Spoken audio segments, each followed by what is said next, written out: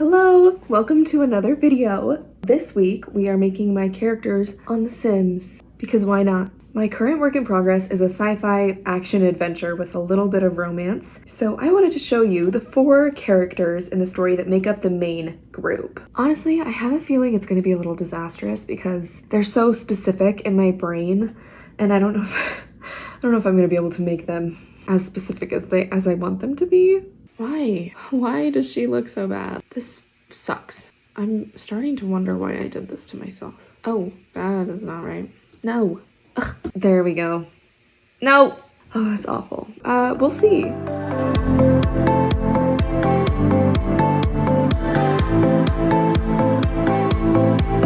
So we're gonna start with Rocio. She has no last name, so I'm just gonna put none. I think she has neutral skin. No, she looks way too pale right now. Oh, dang it. See, this is gonna be upsetting. Oh my gosh, I didn't think I'd get stuck on the freaking skin tone. This is not boding well for me. Okay, yeah, you know what? I think that's good. Okay. Hair. She has short hair, but it's a little bit, this is definitely not that. I think this is the closest to what her hair looks like. It's not really even close at all, but this sim reminds me of Peggy from Captain America. Gotta fix that. Why does she look so bad? Maybe I should just fully make her completely pale. Does she have a warm skin tone? I don't know. I don't think so. This sucks. I'm starting to wonder why I did this to myself. Okay, you know what? I'm just gonna go with that. I'm just gonna say it's good. Okay, and her eyes are like dark gray. That's green. Those are a little too light for her eye color. I really wish they had just like a color wheel or something. She needs to look like, you know, I think it's her jaw. Let's make her jaw more square. Oh, that is not right. Rocio, look at me. Rocio, thank you. No. Ugh.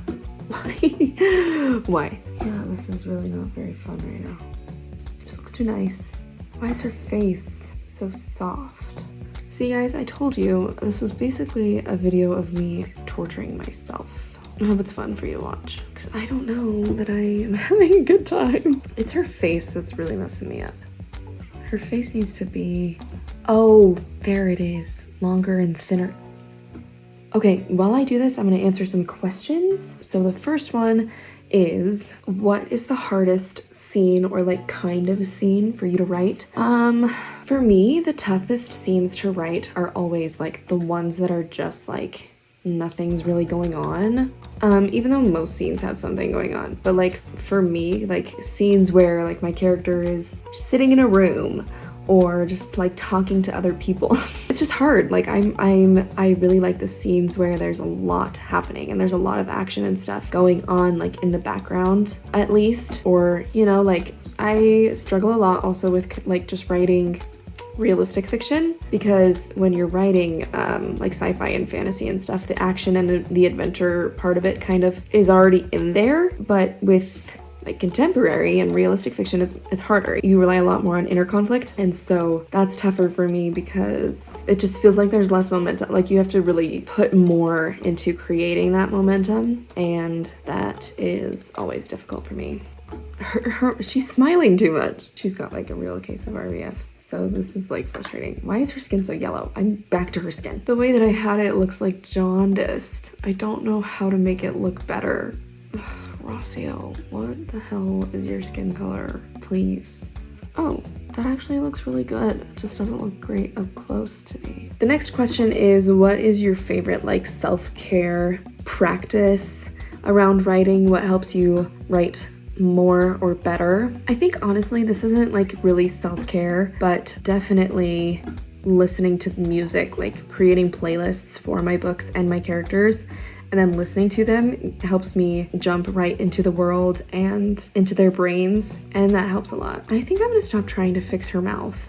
Like, Whatever I do to her mouth just makes it look worse. Okay, next question is about character development. How do you come up with ideas for your characters, and then how do you like flesh them out and bring them to life? Really good question, because I struggle a lot with this sometimes. What I do is, first of all, ideas for characters, I kind of draw the idea for the character from, in my brain it kind of starts out as a theme, right? Like I start out with like, I want this message in there, and then it becomes which character is going to teach this lesson the best. Or I like to ask myself, if I have an idea for a character and I know like kind of what I want them to teach the reader, I'm like, why is it this character?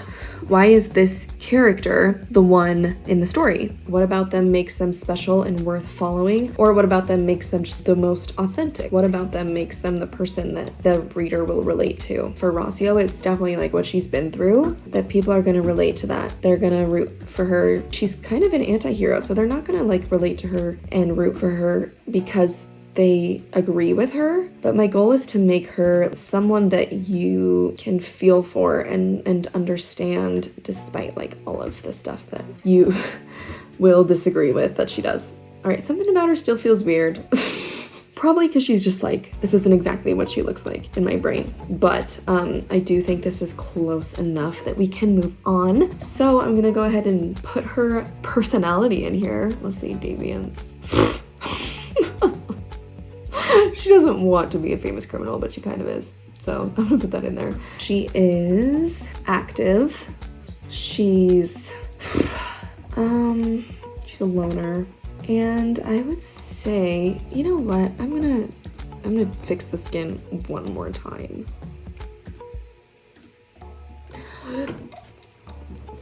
Finally! That's correct. That's what her skin looks like. Okay, oh my gosh, that was so difficult.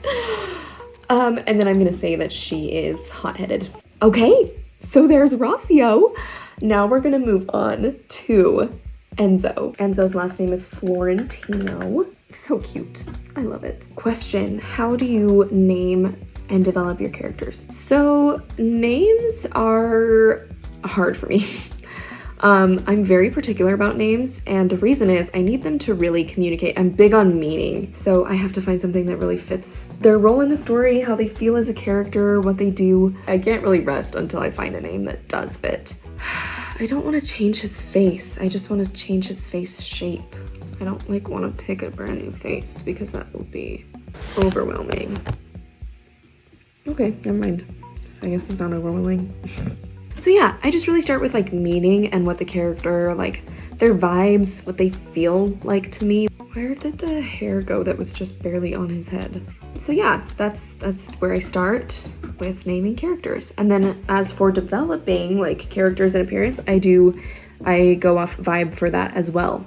So what does this character feel like? So, you know, you can tell that already that Enzo and Rossio are very different characters just by how they look and present. Like Rossio is in much darker clothing and looks kind of a lot more menacing than Enzo does. So yeah, their overall appearance is definitely influenced by why they're in the story. I don't want his eyes. Oh, there we go. There we go. Yes. Oh. Ooh. Enzo, you're scaring me.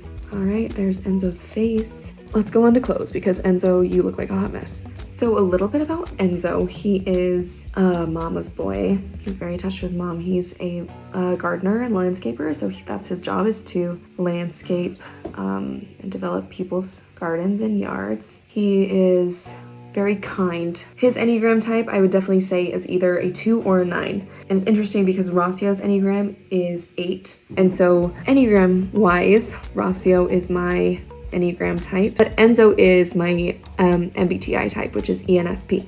So I'm very similar to these two main characters, but because I'm closer to Enzo externally, it's like a really hard shift sometimes to be like, okay, what has Enzo been thinking about and saying and feeling this entire scene? And also just because this book is very, very deep in Rossio's perspective, so I'm always constantly zoned into Rossio, so switching over to Enzo sometimes could be like, ugh.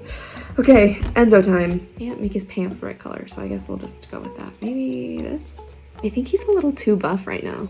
I don't think he's actually this buff. Nature. Where's the gardening one? Freelance botanist, grow plants and become an expert gardener. Okay, then for his traits, he is, let's see, outgoing, good, and self-assured. All right, so that is Enzo. There he is in all his glory. Enzo, Enzo, Enzo. Wait, no. Oh my gosh, I forgot until just now. He does not have black hair. What the heck? Oh my gosh. That feels so much better. Why did I give you black hair that whole time, Enzo? This is Enzo. Brown hair. There he is. Next is Calypso. So Calypso's a scientist. She's very into technology. Calypso is the first one that probably does wear makeup, but let's do her hair first. Her hair's short. Not like that short. Okay, I guess her hair's medium.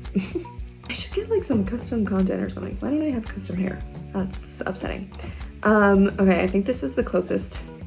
No. I'm gonna use this for Calypso's hair. She doesn't have bangs that cover her face, but like... and her hair is silver. It's like a white blonde. Her eyebrows, though, are dark. There we go. Okay, so I think that eyebrow shape is like already Calypso, which is very nice that I don't have to change that. Her eyes are like crystal, very light, almost white blue. So I think that's the closest to that. Wait. I'm gonna change Rocio's eye color. I'm gonna change Rocio's cheeks. I think her cheeks are upsetting me. Yes, there we go. Higher cheekbones, that is what we need in this house. There we go. And I'm gonna change your eyes too, to that color. Yes! That's what Rocio looks like. Yay! Oh, that feels like so much, like infinitely better. If I can just get her lips to look like just a little bit better, I will be happy for the rest of my life. Okay, I found it. Here's her mouth. There are her lips. Okay, she's done. Okay, let's go back to Calypso. Let's see her nose, Let's see her nose. Okay, a little bit about Calypso. She is cool. She and Rocio do not really get along, but that's something I like about having a little bit of an unreliable narrator, is that, you know, you're seeing everything and everyone through her eyes. So it's like, okay, well, is she a bad person? Or is she just like, does Rocio just not like her? Very fun to play with and like figure out. Okay, another question. What tense and point of view do you write your books in, and why? I write in a few tenses. It depends. That's the answer. It depends. Same as like anything with writing style and writing voice and stuff like that. I think that it should all change based on your character and who they are and what they think. So the way that my fantasy novella is going to turn out is going to be different from the way this book sounds and is, because there are different stories and different characters. But I will say that this book is in present tense, which is my preference because it feels much more action-packed and I think it pulls people in a little bit better. And then I also prefer writing in first person. And I really like deep point of view. There are a couple stories that I have multiple points of view, but I also really enjoy deep point of view just because I like playing with the lens that people see through and kind of manipulating readers based on, that sounds bad, but based on what the character thinks. And I love unreliable narrators because of that reason. I changed Calypso's eyes to light gray because I think that is closer to like the crystal blue thing she has going on. But yeah, I do have books that are written in past tense, and I'm currently writing another story that's in third person. So I think there usually is one that you gravitate towards and that you prefer to write in, for sure. But if you want to change what you're doing depending on your story, you absolutely can. First person present tense is not the vibe. It doesn't fit the energy of the fantasy novella that I'm writing right now. So that's not what I'm going to do. So it is all up to you and how you want your book to feel and be perceived. But for me, those are my preferences, first person and present tense. For some reason, all of these like one-piece outfits are disastrous. Why are none of these cute? Sims, come on. Okay, so Calypso's very professional, very, you know, she is a scientist. She is also a little bit narcissistic and holds her appearance in like very high importance. So she kind of always makes sure that she looks like perfect. They do not have the pants that I want for her. There we go. No, they're not in black. Oh, that's awful. Awful news. I guess we'll pick blue. Just like keep in mind that her pants would be black. Okay, and then shoes. We're gonna go with a nice pair of heels. That's absolutely all she wears is heels. Shoes. We'll make those black too. Okay, so there is Calypso. Calypso also doesn't really use a last name, so I'm just gonna do none again. Knowledge. Actually, I'm gonna go with fortune. No, I'm gonna choose popularity. They can keep as many friends as they can. So let's pick her traits. She is materialistic, ambitious, and genius. So that's Calypso. Okay, I'm gonna try and make Tessa really quick. I'm on like a time crunch, but I'm gonna just like run through it. So I'm gonna try to find someone that's like close to how she looks so that I have like a closer starting point. Okay, that's probably good. Tessa's tiny. Tessa's like a foot shorter than all of them. I feel like my body is caving in on itself. Okay, so let's change her jaw shape. Her face is a little bit wider and rounder than the others. So her jaw is gonna be a lot softer. There we go. Awesome. Okay, let's do hair. It's definitely gonna be long. That's a 1000% better look for Calypso. I'm sorry, I'm going back to Calypso. Maybe? Ah, there it is. Okay, so that's Calypso. Yay. So Tessa's hair is going to be a light brown. It's kind of like a dirty blonde, but I don't know if they have a dirty blonde. Yeah, I think that's good. All right. It's sad because this is like accurate, but she never wears her hair like this.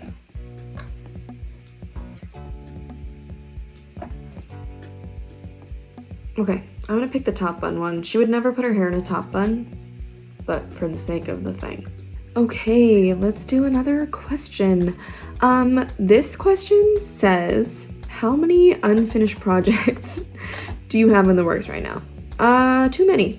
Too many is the answer. I have probably 20, at least ideas. And then as for books like that I've started and not finished, I think like 5 at least. I'm not good at writing multiple things at once. I really just have to stick to one. Tessa's eyes are like a light brown, I think. Actually, no, I think they're blue. So one of those books I use as creative help. Like, it's good to direct your energy and your attention at another story sometimes when you're just feeling like burnt out on the story you're working on, especially because I've been working on the story for so long that sometimes I just need to like chill. So that's my story that's meant for that. And the other stories are just all kind of sitting until I can pay attention to them. So I hope you can kind of see by now what I meant about how the appearance of your characters can kind of show their role in the story. Oh, yeah, I was gonna tell you a little bit about Tessa. So this is Tessa. She is a neuroscientist. She's extremely smart. She's like the genius of the whole group. But because of that, she's a little cowardly. She's not as brave as the other people. One of her biggest priorities is staying safe. So in an action adventure, when your priority is staying safe, you're gonna struggle a little bit. But she is like seriously awesome. She's very smart. And it's hard sometimes writing a character that is smarter than you. I am not a neuroscience expert, so that is a challenge. She's very different from Rossio. Like, very different from Rossio. Like, she's the most different from Rossio. So sometimes her character is a little hard for me to tap into. I don't think that writing different character voices ever gets easier. You just, like, learn new ways to do it. So changing voice used to be really hard for me, and I would just kind of be like, this is hard. I don't know what to do. And it turned into, oh, this is hard. I know how to do it. Still challenging though. So if you're struggling with character voice, just realize sometimes like it's just, you're just gonna struggle. You don't really like get out of that stage of character voice being difficult. You just learn how to manage it better. Okay, the last question of the day as I finish up Tessa's sim is, what is the theme of your book and why do you care about it? Great question. This question calls me out a little bit. The theme of this book is all about survival, and because Rocio is kind of a wanted criminal, and she goes through life just trying to survive alone. And so the theme of the book is kind of survival is connection, that you have to connect to survive. And you know, whatever other themes you get out of it, because there are certainly multiple. Okay, so her name is Tessa. Last name, what's her last name? Myers. I have to remember. Okay, hers is definitely knowledge, and it's going to be, I guess, Renaissance. Good at many things at once. And then, let's see, she is cheerful. Is there like a scaredy cat one? Where's the one that's like afraid of things? Squeamish? Yeah, she's squeamish. And she is family oriented. Those are the 4 main characters of my upcoming book, my debut novel that I'm working on. So let me show you all of them together. Oh, this is so fun. Oh my gosh, I love seeing them together so much. Oh, this is so fun. Their heights are nowhere near accurate. There we go. So I'm actually gonna change this to D. Rocio because the series is blank D. Rocio. So like D. Rocio means of Rocio, so it's word of Rocio, something of Rocio. You'll see. But this is the D. Rocio household, so I love seeing them all together. They actually, like, when I was making them, I was like, this doesn't look like exactly how I pictured them on every single one, but now that I see them together, I'm like, wow, they look really good. They look how I see them in my brain. Not exactly, but close enough. So I hope this was fun to watch and see. It was definitely fun for me to do. I love this book with like my whole heart, and these characters are like people that I have poured so much time and energy into. If you liked this video, please subscribe. I have new videos out every other Tuesday. I have some other projects in the works, so it has moved from every Tuesday to every other Tuesday. And I will see you guys next week. Happy trails.